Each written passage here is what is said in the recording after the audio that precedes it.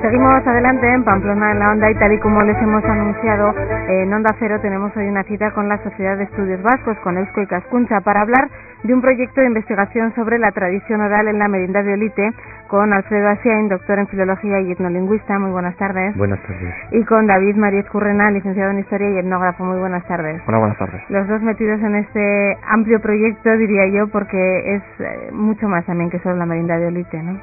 Bueno, la idea es efectivamente hacer un archivo sonoro y textual de toda Navarra, pero ir combinando un poco lo que se ha hecho, la búsqueda, la recopilación que está ya hecha, con nuevo trabajo de campo. Uh-huh.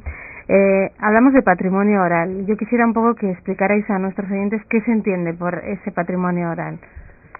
Bueno, pues desde hace unos años la UNESCO se ha dado cuenta de que hay una serie de conocimientos, de saberes que se van transmitiendo de forma oral o prioritariamente oral en las culturas y en los pueblos, y que es de cumplido y urgente, es muy urgente recogerlo, recopilarlo en aquellas culturas, porque lo que es la uniformidad de la cultura occidental o occidentalizada, ¿no?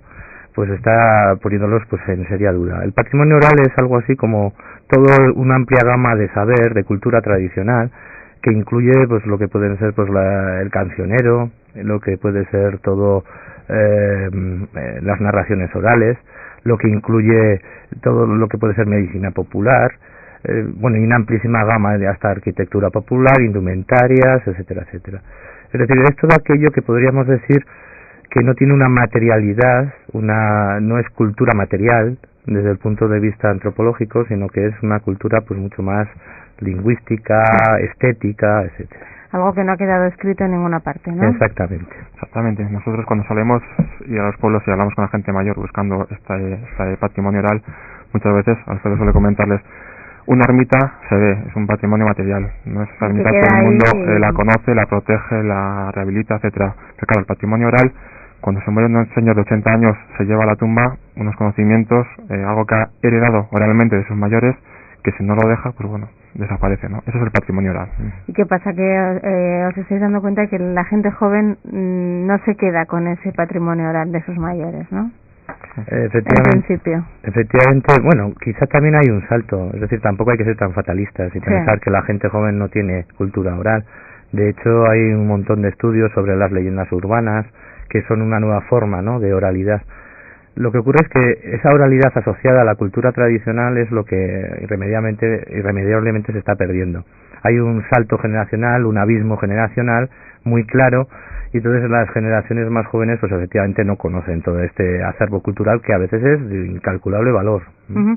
A veces pienso yo que lo conocemos pero lo olvidamos con facilidad, ¿no? Porque no sé quién, luego vamos a escuchar unos ejemplos, pero seguramente a casi todas nuestras abuelas nos habrán cantado una nana que luego a nosotros se nos ha olvidado en principio porque teníamos un año, ¿no? Y nos es imposible recordar, ¿no? Sí, es que nuestra formación cultural es distinta, ¿no? Esta gente mayor apenas se va al colegio. Pues muchos te dicen, pues yo, bueno, y pago, pero cuando yo trabajo en el campo había que ir con el padre, no he ido a la escuela, no tengo conocimientos, no sé. Entonces, claro, nosotros vivimos y trabajamos en torno a libros, a escritos, todo lo que queremos guardar lo guardamos en un papel, en el ordenador.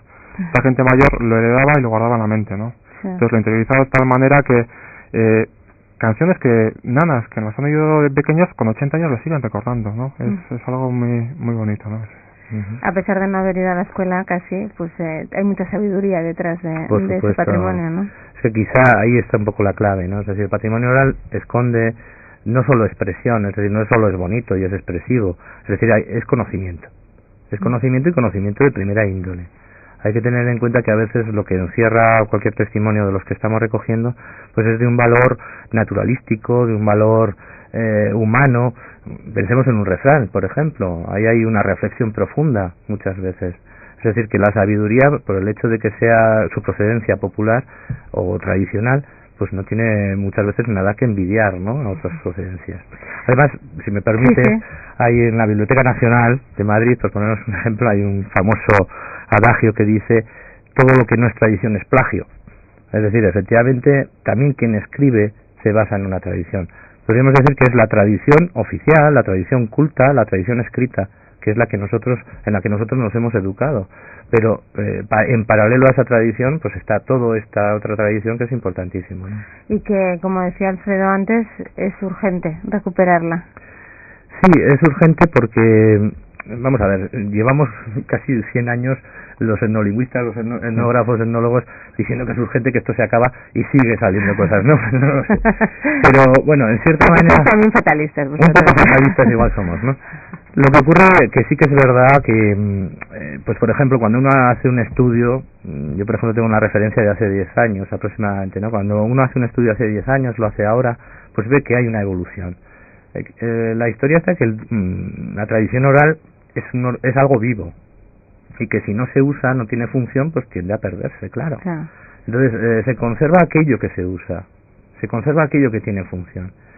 Lo que ocurre es que quizá lo bonito es registrarlo, estudiarlo, editarlo de forma digna, para que las generaciones próximas, pues bueno, entiendan, comprendan, sientan pues un poco lo que sentían esas generaciones, ¿no?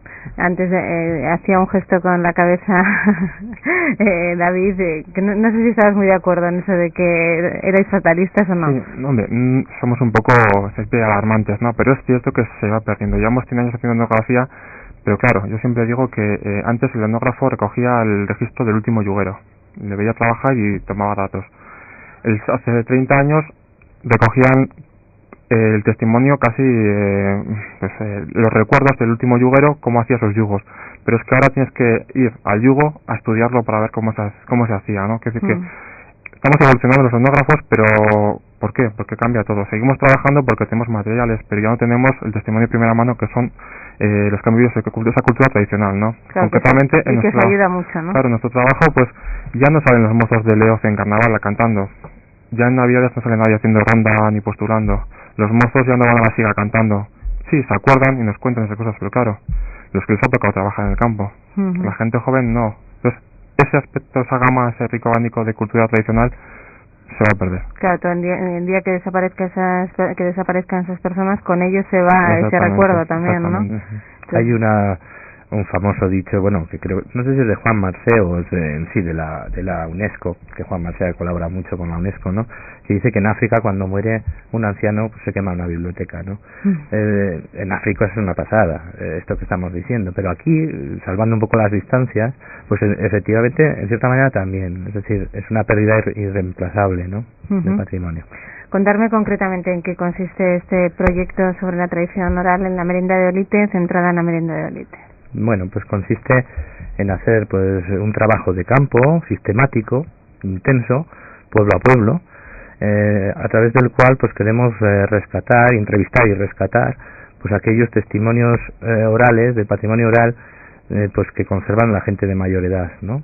Entonces pues vamos haciendo una búsqueda de informantes, los entrevistamos, intentamos rescatar de su memoria, que a veces es muy difícil porque son recuerdos de hace muchísimos años, pues rescatar de su memoria los testimonios más sobresalientes, los registramos, los editamos críticamente y bueno, clasificamos, editamos críticamente y quedan recogidos en una especie como de página web que es un poco el proyecto de futuro que queremos, ¿no? Una página de consulta interactiva, intergeneracional, que sea un poco pues también una manera de disfrutar, ¿no? Es decir, que no se quede un poco en el trabajo meramente antropológico o no lingüístico, sino que sea también un revertir en el propio pueblo, ¿no? Es un trabajo, arduo trabajo, yo lo veo como bastante complicado, ¿no? O de meter muchas horas en él. Sí, es un trabajo de dedicarle mucho tiempo, porque además no es un trabajo fácil. Que cuando tú quieres, pues como hablamos antes de las ermitas, pues quieres hacer un inventario de ermitas, te vas a donde sea, encuentras la ermita, la dibujas, ¿no? Pero ahora nosotros trabajamos con gente, con personas, gente además de bastante edad. Son los de 80 años para arriba son los mejores informantes. Sí. Y bueno, pues te presentas en su casa, eres casi un desconocido aunque alguien del pueblo te ha presentado, y bueno, pues intentas sacar de sus recuerdos, de cosas que no ha cantado hace 40, 50 años, lo que puedes descubrir, ¿no? Entonces, claro, es un trabajo difícil, hay que saber tratarlos, tener paciencia, volver una y otra vez si hace falta, Y bueno, pues va saliendo cosas, la verdad que estamos contentos, llevamos unos meses investigando y todavía estamos a tiempo de recuperar bastantes cosas y muy bonitas. Muy bonitas, como algunas de las que nos han traído aquí David y Alfredo, como es esta nana. ¿De dónde es esta nana? Esta la recogimos en Leoz. En Leoz, vamos a escucharla.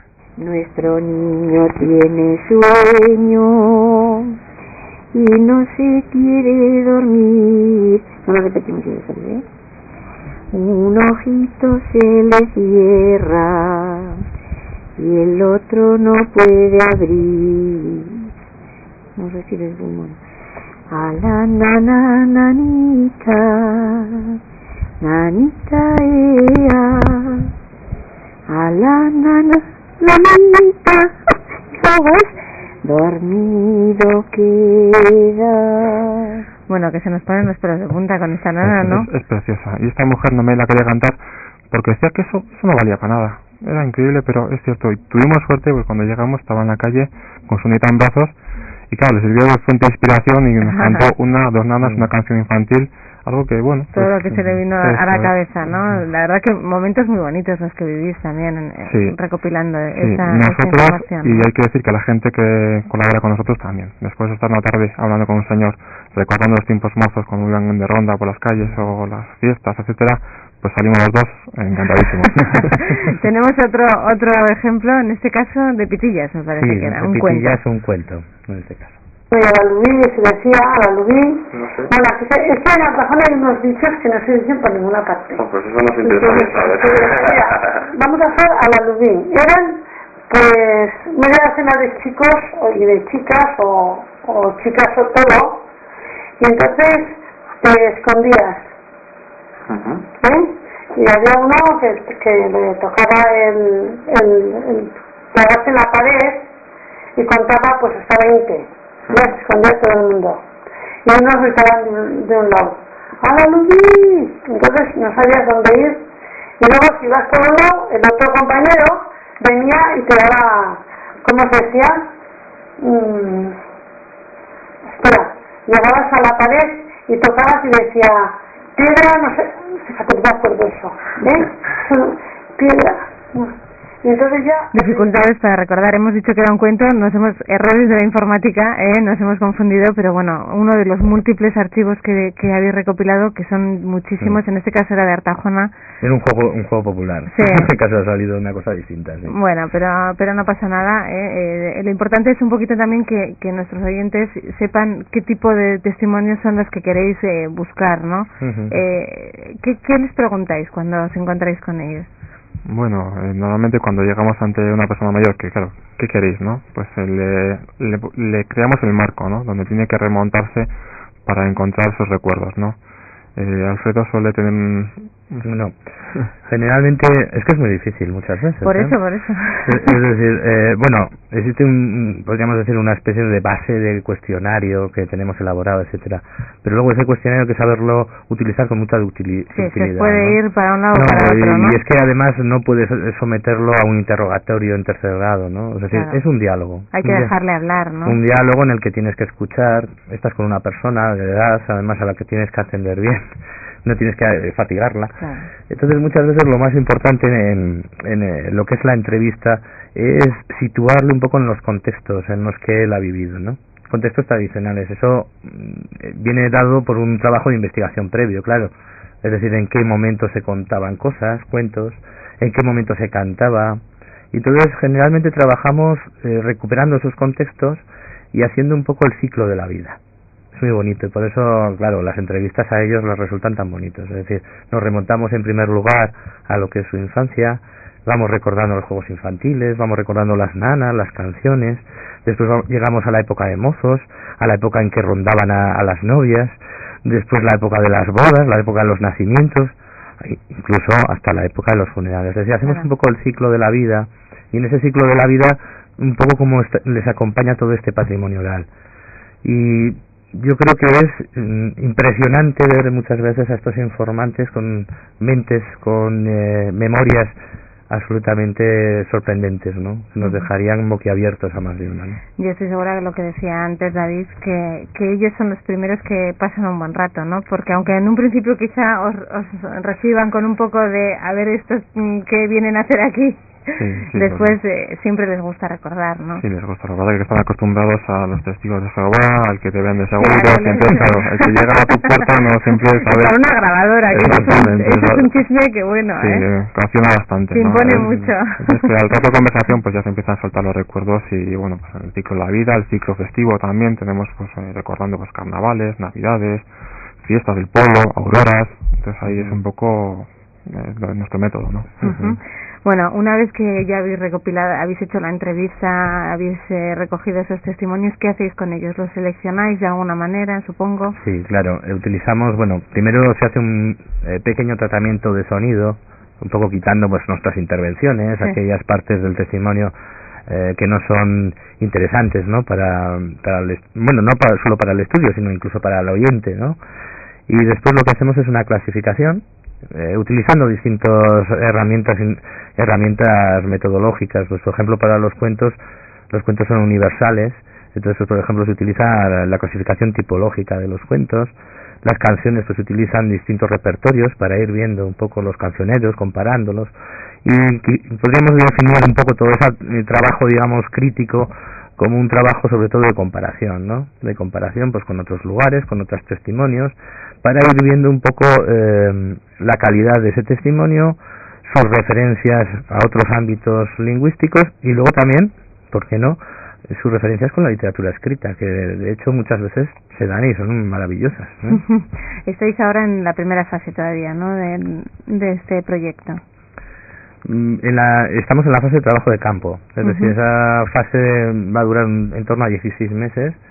Peinaremos pues todos los pueblos de la Merindad, que son un montón, son unos cuantos, bueno, pueblo a pueblo. A veces más importante que las localidades, aunque vayamos a todas, es dar un poco con los informantes. Es decir, claro, pues iremos, pues igual en una localidad resulta, pues me acuerdo de Mendigorría, que ya hemos estado, pues que ha sido muy jugosa en cuanto a resultados, por ejemplo, de todo lo que es patrimonio oral, pues hemos tenido a 6, 7 informantes. En otras pues igual solo tienes oportunidad de uno informante, ¿no?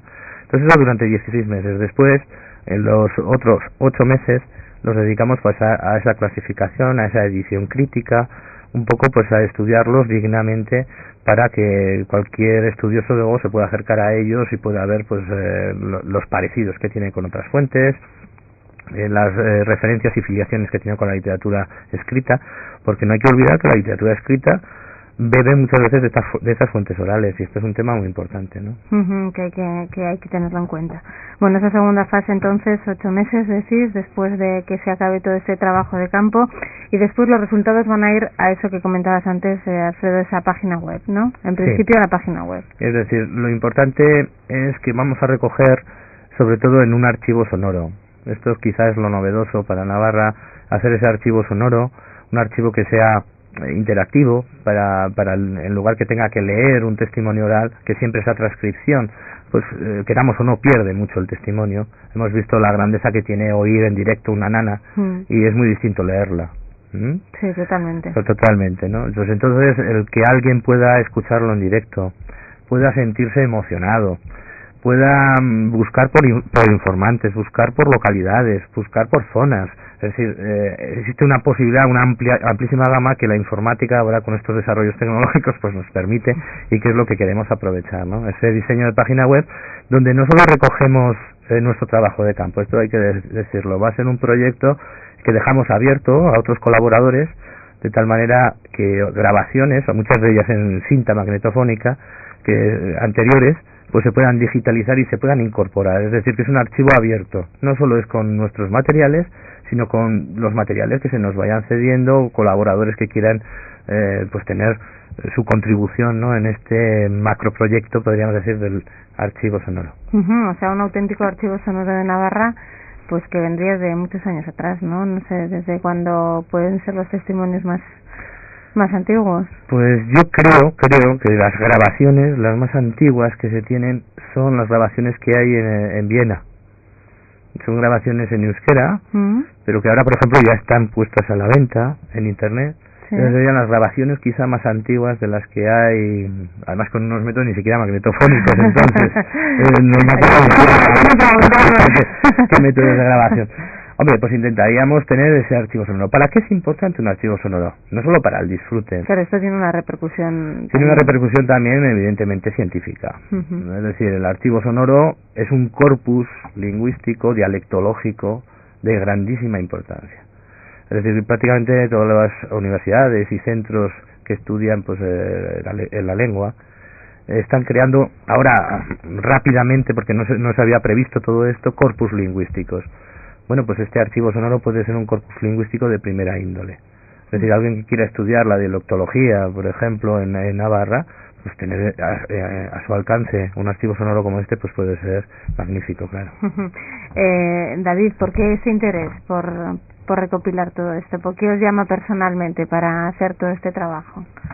Bueno, no sé, partimos, Alfredo es filólogo, yo soy historiador y no sé, hemos trabajado mucho en contacto con la cultura popular, ¿no?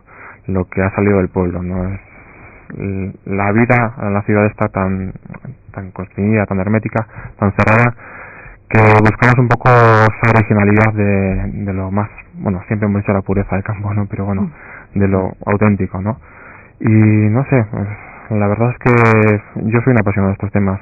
Cualquier cosa que voy remontándome y voy conociendo cómo vivía la gente antes, pues disfruto muchísimo y además comprendo muchas cosas, ¿no? La mentalidad de mis padres, de mis abuelos, la dureza que les de la vida que les ha tocado llevar, etcétera. Yo creo que es muy interesante conocer nuestro pasado, siempre se repite, para saber cómo somos y a dónde vamos, ¿no? Alfredo, en tu caso. Bueno, yo además, efectivamente, de lo que ha dicho David, yo añadiría igual motivos también muy emocionales, ¿no? También tenemos abuelos, tienen abuelos, ¿no? Y efectivamente, pues el hecho de tener esos abuelos y que nos contaran esos cuentos magníficos, que nos cantaran, etcétera, pues también nos impulsa a nosotros, pues ese gusto especial, ¿no? Por todo esto. Yo siempre digo que no hay una obra de arte tan perfectamente diseñada como, por ejemplo, un cuento popular. Es decir, porque el mejor analista de estilo, el mejor corrector de estilo es el tiempo.